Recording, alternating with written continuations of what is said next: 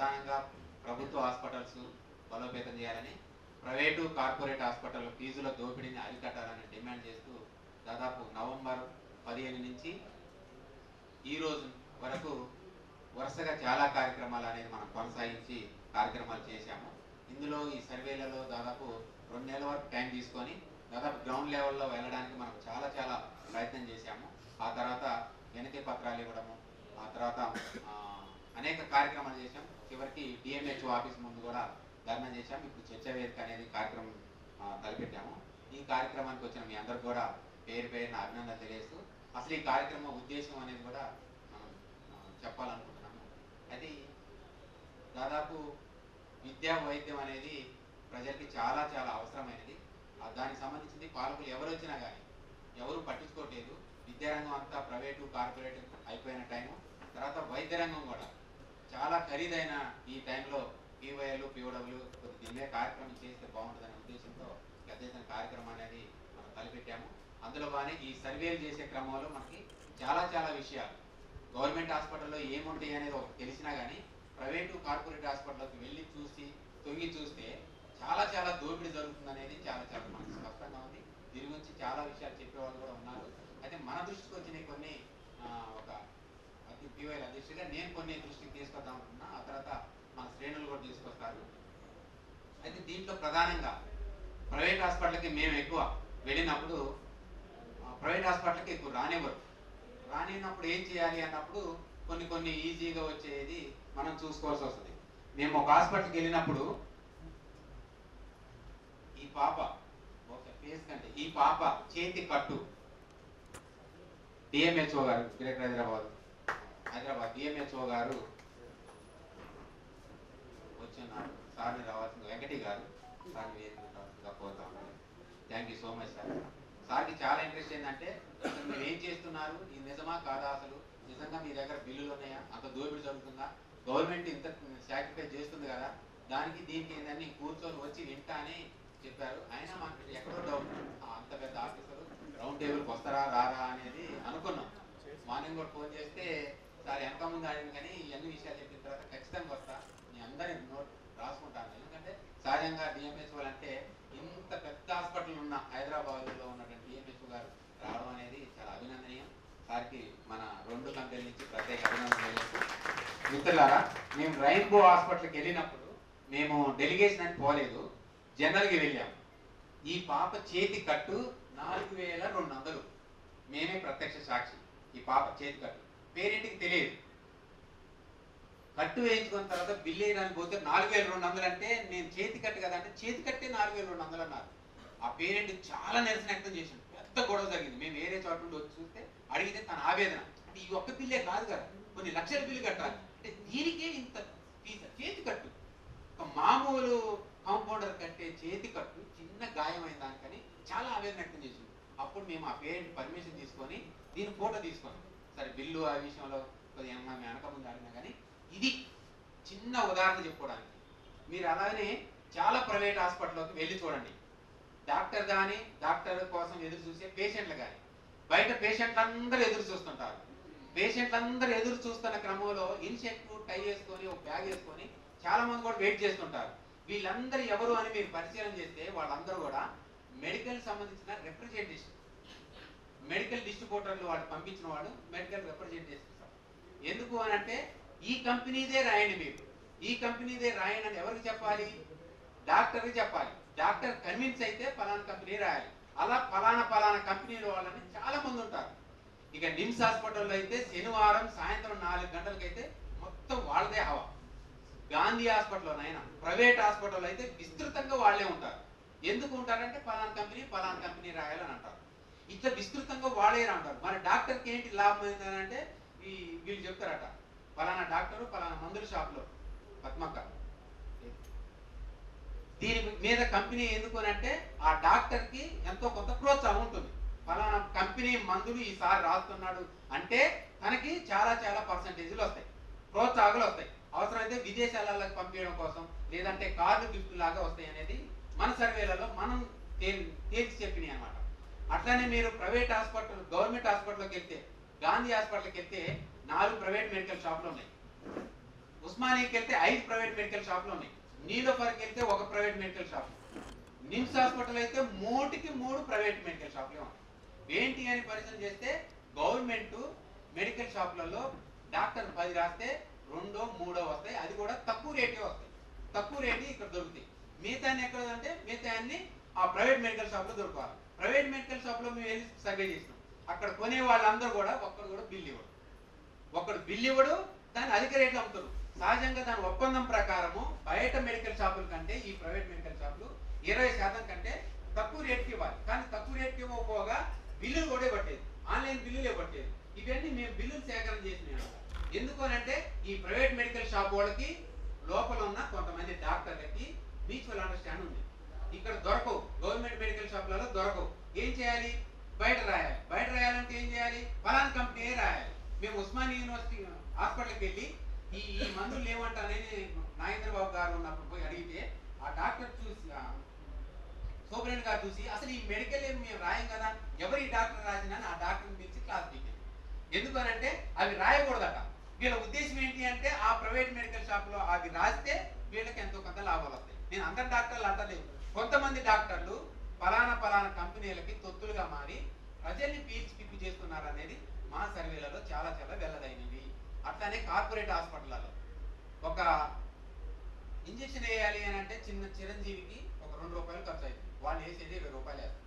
Mask అనేది ఇక్కడ పెట్టేదానికి ఎంత 25 రూపాయలు. కానీ ఎంఆర్పి దాని రేటు 450 రూపాయలు, 250 రూపాయలు ఉంటుంది.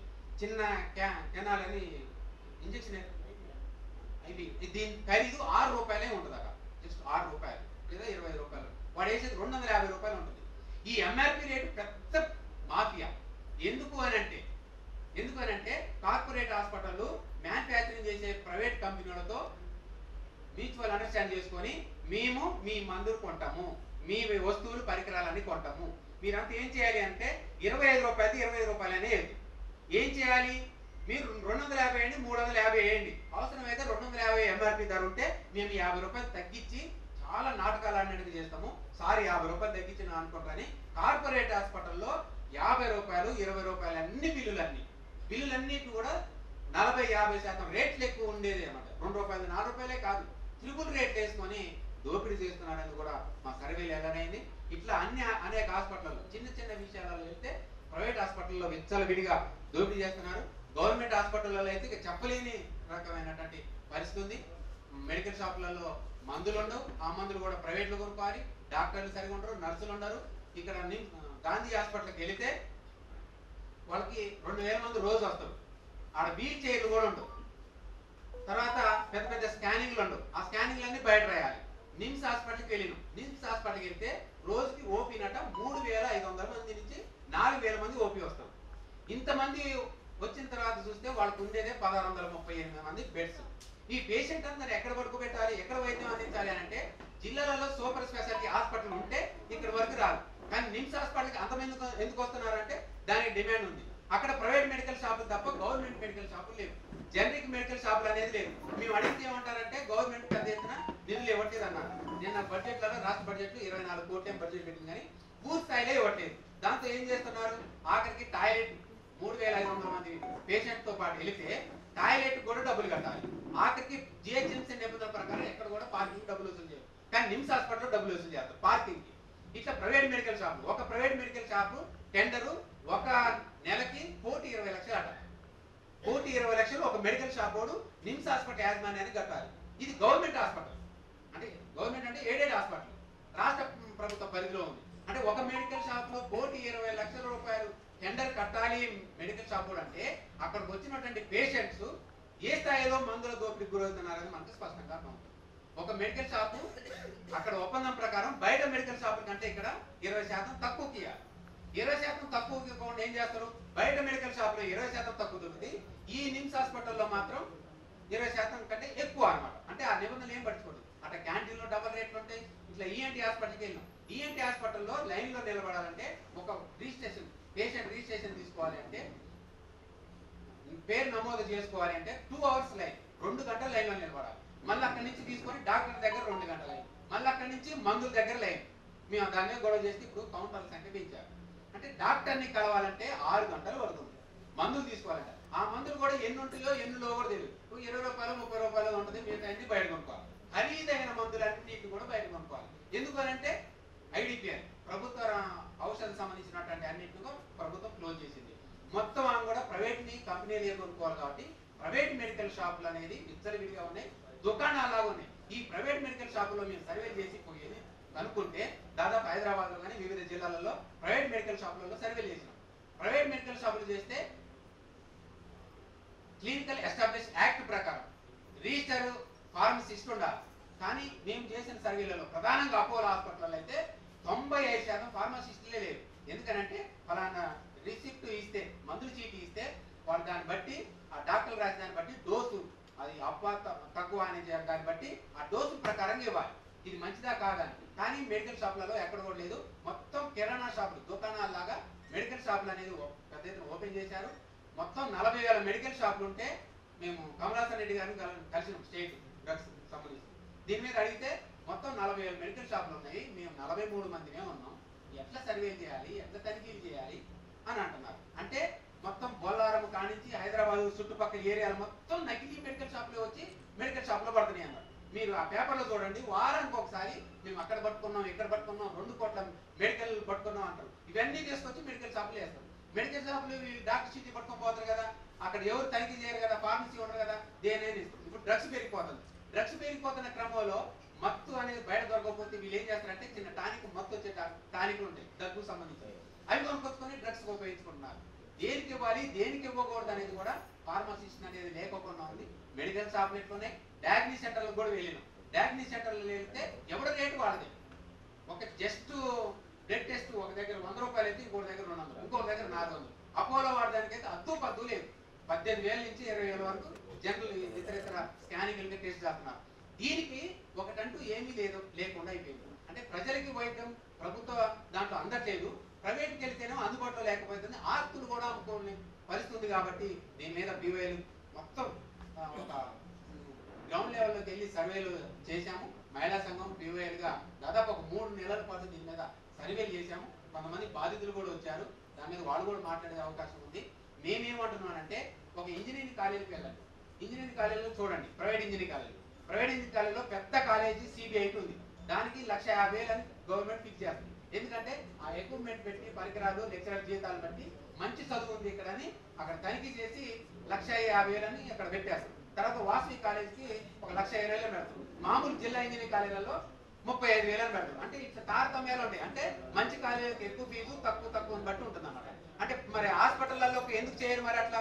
ఎవడు హాస్పిటల్ ఎట్లా వసూలు చేసుకోవడం ఏంది? ఫీజు రెగ్యులేషన్ కమిటీ అనేది ఎందుకు ప్రైవేట్ హాస్పిటల్కి కార్పొరేట్ హాస్పిటల్కి ఉండదని చెప్పేసి కూడా మేము అడుగుతా ఉన్నాం. అందుకే ప్రైవేట్ హాస్పిటల్ కానీ క్లినిక్ హాస్పిటల్ కానీ దీనికి చాలా విషయాలు చూడండి.